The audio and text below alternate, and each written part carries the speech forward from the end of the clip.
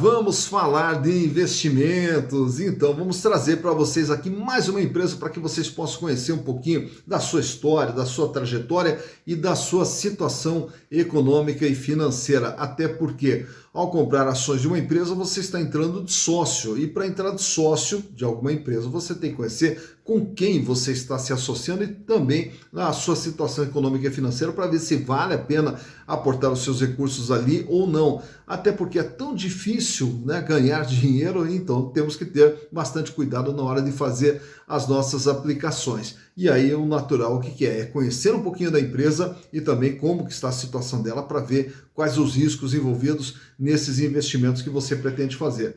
E a empresa que nós vamos trazer hoje é uma indicação até de um inscrito nosso aqui do canal, lá do Fábio Gasparetto. Muito obrigado, Fábio, pela sugestão. E também foi um prazer poder fazer a análise dessa empresa que eu particularmente desconhecia, e aí fiquei encantado até com a história dessa empresa e logo eu vou contar para vocês. Mas caso você queira uma análise de alguma empresa específica, manda aqui para o nosso canal, manda lá na sugestão e também aproveita, já se inscreva aqui também no canal Silas Degraff e dá o like também, ative a sinetinha das notificações para você também estar sempre bem informado, recebendo as informações das empresas que nós vamos disponibilizando para você. E aí você pode sugerir também, manda lá qual empresa que você queira que a gente analise e será um prazer poder lhe atender. E a empresa que eu vou trazer hoje para vocês é a Companhia Fiação Tecidos Cedro Cachoeira S.A., uma empresa centenária, uma empresa lá do ano de 1872, que surgiu na cidade de Taboleiro Grande, lá no interior de Minas Gerais. E a história dessa empresa começa justamente com 3 irmãos, lá com Caetano Mascarenhas, com Antônio Cândido e com Bernardo Mascarenhas, os 3 irmãos que se uniram para montar a Cedro Cachoeira. E no ano de 1872, só para vocês terem uma ideia, nem energia elétrica existia. E aí toda a energia que era necessária para a fábrica era gerada através daquelas rodas d'água, né, que se usavam antigamente para gerar energia para que a indústria pudesse começar a operar. E a partir daí a empresa começou a se desenvolver. Só para você também ter uma noção, ela foi a primeira empresa a ter o seu capital aberto na Bolsa de Valores aqui no Brasil, depois do Banco do Brasil. Então por aí você vê quanto de história tem nessa empresa.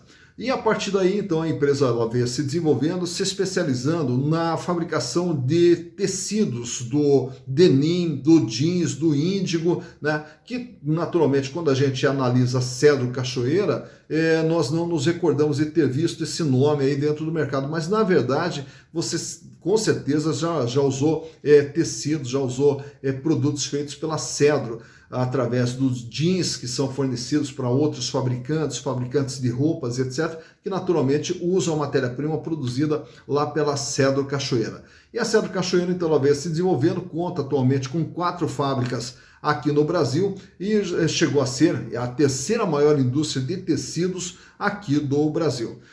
Porém, de alguns anos para cá, ela começou a ter uma certa dificuldade, até porque, desde a abertura das importações que começaram a vir tecidos de fora do Brasil, então passou a ter uma concorrência muito forte com produtos que vêm de fora do Brasil. Mas a empresa está aí lutando aí para tentar se manter no mercado, para continuar com a sua participação no mercado.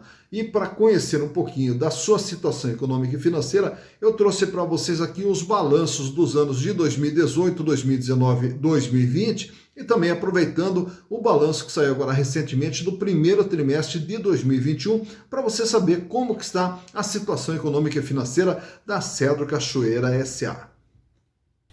E aqui estamos então com as demonstrações contábeis da Companhia Fiação Tecidos Cedro Cachoeira S.A.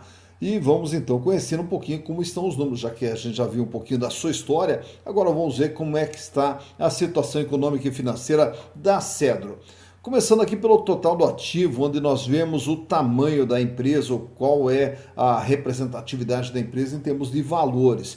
E ela no ano de 2018 totalizava 709 milhões de reais de bens e direitos investidos dentro da sua atividade, aqui dentro do seu ativo.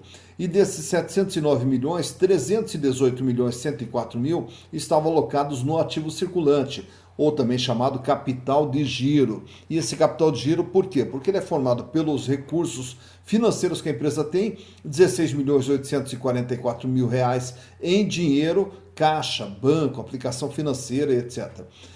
Contas a receber, 154 milhões e 103 milhões de estoques, né, que são os valores aqui mais significativos do capital de giro, que totalizavam 44,8% de tudo que a empresa tinha no ano de 2018. Já para o ano de 2019, a empresa cresce um pouquinho de tamanho, ela vai para 732 milhões, sendo que 315 milhões alocados aqui no capital de giro, representando 43% de tudo que a empresa tinha. Em 2019, fechou com 20 milhões de reais em dinheiro, 139 milhões a receber e 106 milhões de estoques. Já para o ano de 2020, a empresa ela recua um pouquinho. Ela cai aqui para 689 milhões de reais e o capital de giro cai um pouco para 295 milhões de reais, representando 42,9% de todo o ativo da empresa. Aí ela já passou a ter 33 milhões de reais em dinheiro, 115 milhões a receber, diminuiu em relação ao ano passado, 103 milhões de estoque, diminuiu um pouquinho em relação ao ano de 2019. E já no primeiro trimestre do ano de 2021, janeiro, fevereiro e março de 2021, a empresa ela volta a aumentar o seu tamanho para 720 milhões de reais, sendo 328 milhões em capital de giro, o que representa 45,6% de todo o seu ativo. Aí ela passou a ter 14 milhões de reais em dinheiro, você veja que diminuiu o volume de recursos financeiros da empresa de um ano para o outro, mas aumentou o contas a receber para 137 milhões, assim como também os seus estoques aumentaram para 130 milhões. Então o capital de giro ele vem girando aqui em torno de 44,8, 43, 42 e 45. Então ele praticamente vem se mantendo estável dentro dessas faixas aqui, entre 43 e 45%, vem se mantendo estável ao longo desses 3 exercícios. Já o endividamento, total do endividamento, 500 milhões de reais, representando 70,6% de tudo que a empresa tinha. 194 milhões de dívidas no longo prazo e 306 milhões no curto prazo. O que não é muito normal dentro das indústrias, já que geralmente as dívidas das indústrias elas têm uma alocação de recursos maior no longo prazo. Então, geralmente as dívidas de longo prazo são muito maiores do que as de curto prazo. E no caso da Cedro, não. As dívidas elas estão concentradas no curto prazo, o que causa um certo afogamento financeiro da empresa. Já para o ano de 2019, a dívida aumenta para 537 milhões e passa a representar 73,4% de tudo que a empresa tem, sendo que 325 milhões está no curto prazo e 212 milhões no longo prazo. E já para o ano de 2020, a dívida aumenta aqui em termos de valores um pouquinho para 540 milhões de reais, representando 78,4% de tudo que a empresa possuía. 232 milhões no longo prazo, 308 milhões no curto prazo. E por fim, agora no primeiro trimestre de 2021, a dívida aumenta mais um pouquinho, vai para 569 milhões, indo para 79% de representatividade. Tá? Também, agora, a dívida de curto prazo pula para 351 milhões e a de longo prazo diminui um pouquinho para 217 milhões. Então, observa-se aqui que o endividamento da empresa vem aumentando ao longo desses 3 últimos exercícios. Ele sai de 70,6% para 73,4%, para 78,4%, para 79%. Então a dívida ela vem num processo de crescimento. Já os resultados da empresa, que são vistos aqui na DRE, demonstração de resultados do exercício. Ela sai de um faturamento de 649 milhões em 2018 para 677 milhões em 2019. Agora ela recua para 618 milhões. Também há que se considerar a questão da pandemia. O ano de 2020 foi um ano marcado pelas paralisações das atividades em função da pandemia do coronavírus. Então é até natural que haja essa queda de faturamento aqui para 618 milhões.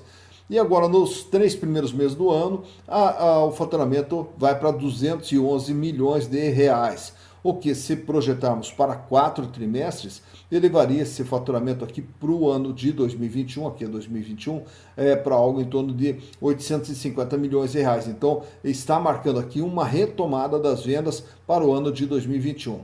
Já o lucro da empresa, que era de 45 milhões em 2018, ele reduz para, com prejuízo, né, fecha 2019 com prejuízo de 13 milhões. Aumenta o prejuízo em 2020 para 45 milhões e agora nesse começo de ano volta a dar lucro pequeno, mas já é um lucro. Já só o fato de ter parado com a sequência de prejuízo já é um ponto importante. E passando a ter um lucro, melhor ainda. Então, ela começa 2021, primeiro trimestre de 2021, com lucro de R$ 2.264.000.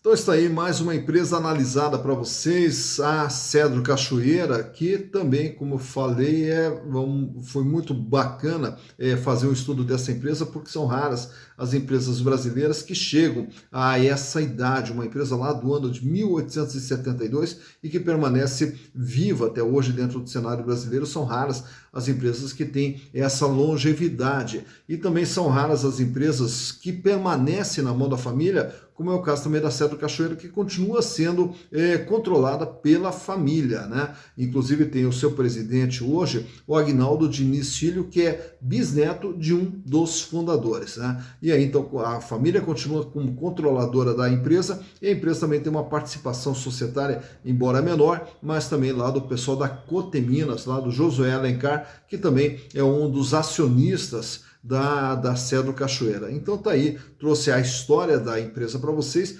também analisar aí, de repente colocar no seu radar se você achar que vale a pena, porque a ideia do canal Silas Zeggraf não é lhe sugerir para você comprar ou para você vender, mas lhe passar as informações para que você possa tomar as suas decisões com mais segurança, com mais tranquilidade, diminuindo o risco e tentando potencializar os retornos que você pode ter dentro das suas aplicações. Porque o que nós queremos aqui é que você se dê bem, que você consiga fazer boas aplicações. Esse é o objetivo do canal Silas Zeggraf. Então, bons investimentos para você.